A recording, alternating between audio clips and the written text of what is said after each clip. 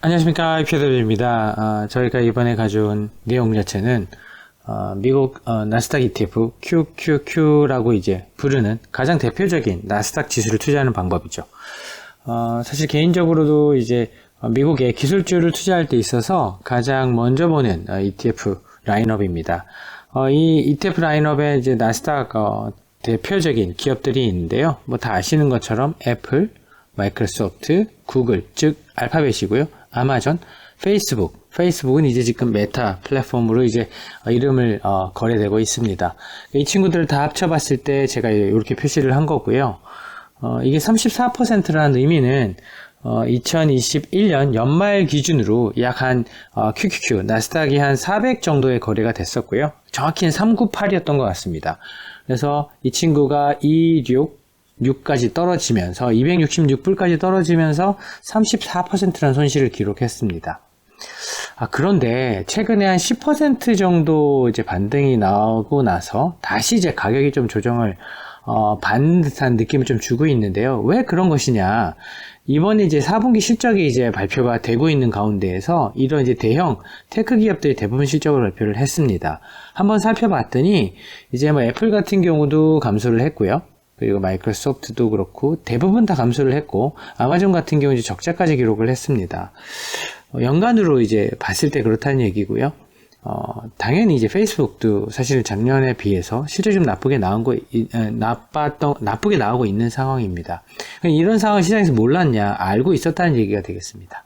그러면 30% 이상 감속이 돼야 되는데 실질적으로 실적을 발표가 났더니 그 정도까지는 나쁘진 않았구나.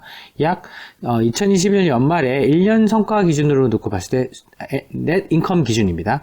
넷 인컴 기준으로 320 US 빌리언 달러였는데요. 이번에 242, 즉 한 24% 정도 지난 해에 비해서, 그러니까 2021년 연간 이익에 비해서 2022년 연간 이익이 감소했다는 부분입니다.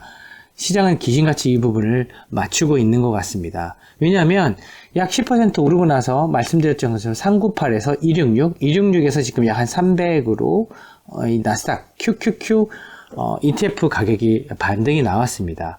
즉 작년에 1년간의 어떤 기업의 이익의 감소분만큼만 딱 반영을 하고 34%를 바닥으로 해서 24% 손실 부분까지 반등이 나온 셈입니다. 그러다 보니까 전체적인 그림으로 봤을 때는 이익이 감속한 만큼 빠지는구나. 시장이 정말로 정확하게 이런 부분을 반영하고 있는구나 라는 부분까지 이제 저희가 확인을 해본 상태인데요.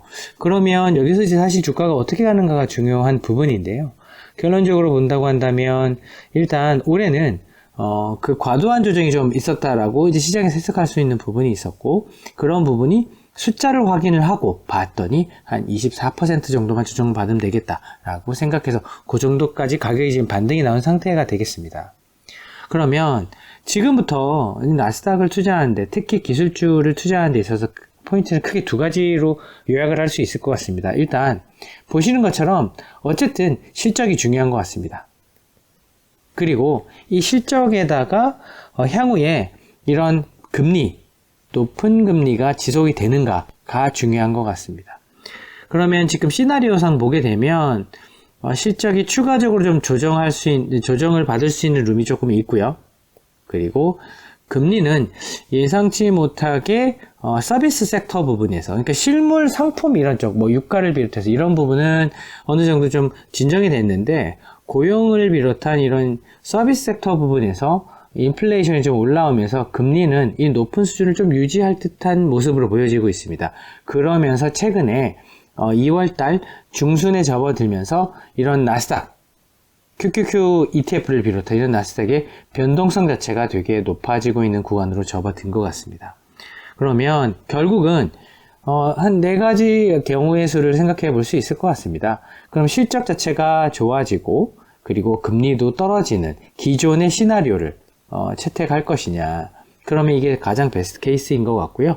그렇다고 한다면 실적이 올라오는 만큼, 그리고 금리가 떨어지는 만큼의 주가 상승을 기대해 볼 수 있는 경우가 생각해 볼 수 있는 베스트 케이스인 것 같고, 그러면 여기서 만약에 실적은 조금 괜찮아질 수 있는데 예상보다 만약에 금리가 높은 수준으로 간다라고 한다면 지금 이미 나스닥 지수 자체가 예전에 비해서는 조금 떨어져서 조금 저평가된 것처럼 예전에 비해서는 하지만 절대 수준 기준으로 보게 되면 과거에 거래되던 수준에 비해서 꽤 높은 수준으로 꽤 비싸게 거래가 되고 있습니다.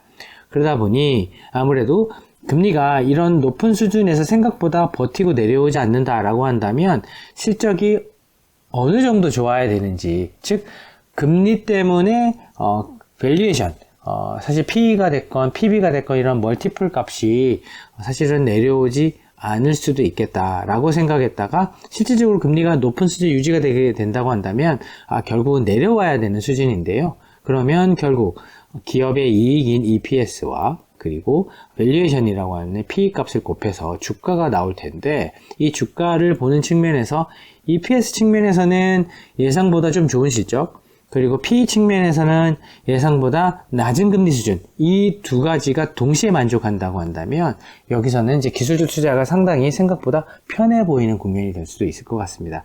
하지만 결론적으로 봤을 때 저희는 일단 실적이 예상보다는 조금 부진한 부분이 사실 이번 1분기 실적 발표 때도 조금 느껴지는 부분이 사실 있었고요. 그리고 금리 수준도 예상보다 조금 높은 수준이 유지될 가능성도 높아 보이는 그런 이제 고용 부분에 있어서의 어떤 부담이 지금 존재하고 있는 부분이 될 것 같습니다. 그러면 일단 저희는 이번 1분기에 실적이 어떤가를 지켜보시고 그리고 추가로 이런 금리 인플레이션의 수준이 어떤가를 보신다고 한다면 이 나스닥 ETF를 비롯한 기술주 투자에 있어서 가장 강력한 힌트를 얻으실 수 있을 것 같습니다.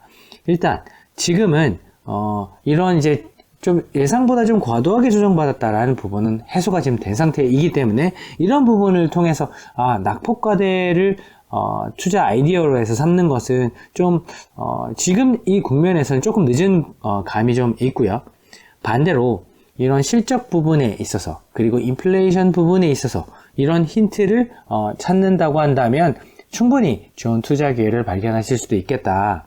만약에 생각보다 실적이 좀 잘 안 나온다, 혹은 인플레이션이 조금 높게 유지가 된다 라고 봤을 때는 아마도 이런 이제 QQQ를 비롯한 나스닥 지수에 투자하는 투자 전략은 한 번 더 고민해보는 그리고 한 번 더 검토해보는 그런 시간이 꼭 필요할 것 같습니다. 그러면 저희가 지금 오늘 말씀드렸던 부분 중에서 결국은 실적과 금리인데요.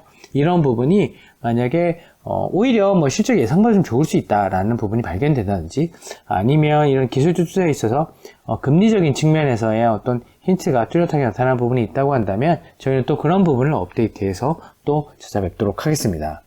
감사합니다.